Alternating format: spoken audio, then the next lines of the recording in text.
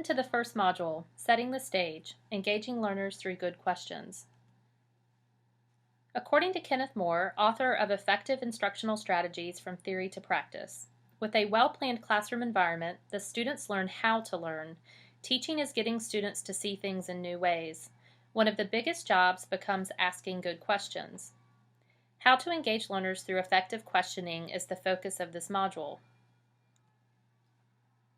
After participating in this module, you'll be able to compare and contrast types of questions, including the purposes of and cognitive levels associated with each, analyze a teacher's use of questioning during instruction, and develop an action plan for using a variety of questioning strategies to enhance student learning in your classroom. So why ask questions? Asking questions is at the very heart of learning and of classroom practice. In fact, studies have revealed that questions constitute as much as 80% of classroom activities on any given day. The quality and appropriateness of teachers' use of questions vary, however.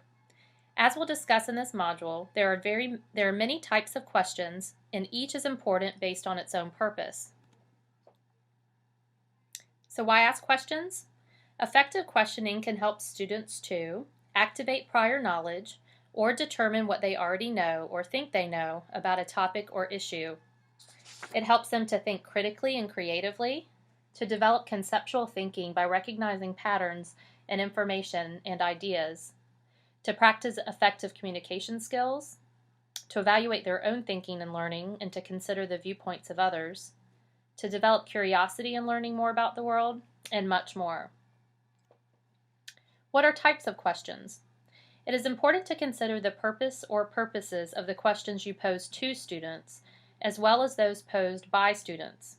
Typically, it is recommended to balance the type of questions you ask and to support students as they think critically about the content you're learning.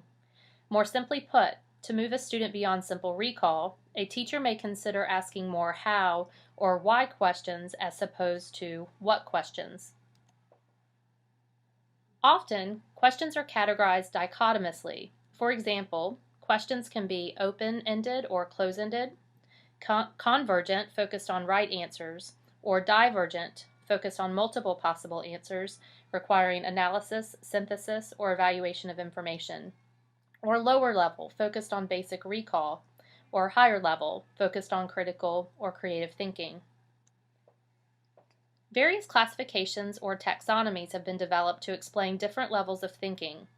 Benjamin Bloom, for example, determined that learning occurs within 3 domains: the cognitive or knowledge-based, the affective or attitudinal-based, and the psychomotor or skill-based.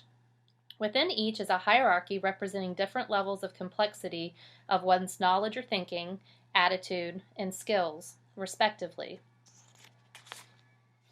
Within the cognitive domain, Bloom's taxonomy was conceived in 1956 by Bloom and colleagues. You are likely very familiar with this taxonomy. The levels including knowledge, comprehension, application are considered the lowest levels, and analysis, synthesis, and evaluation the highest levels. Each level subsumes the previous level. In other words, a student who is able to analyze information has mastered the previous 3 levels.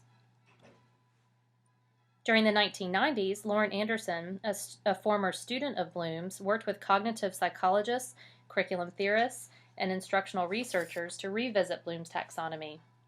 Note that the nouns have been changed to verbs, such as knowledge to remembering, and that the top 2 levels have been exchanged with the use of create as opposed to synthesize. Teachers often use the former or revised taxonomy to develop questions for students, encouraging them to develop deeper levels of thinking. Here are sample question stems based on level of thinking.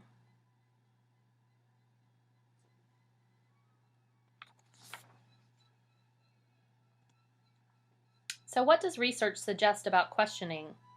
As previously stated, one purpose of asking questions is to determine what students already know prior to teaching. By posing questions, this also helps to provide a critical cue about what students are going to learn or experience. Decades of research has suggested that most classroom questions emphasize memory over critical and creative thinking. Without question, knowledge of facts and information is essential, even prerequisite to higher levels of thinking. However, most teachers do not go beyond basic recall or recognition.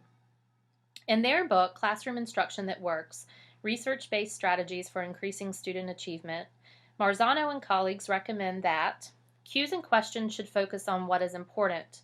Avoid emphasizing what is unusual or interesting to you as the teacher. By building their knowledge and understanding on what is important, research suggests that they are more likely to be interested in learning more. Higher level questions produce deeper learning than lower level questions. Waiting briefly before accepting responses from students has the effect of increasing the depth of student answers. Questions are effective learning tools that even when asked before a learning experience.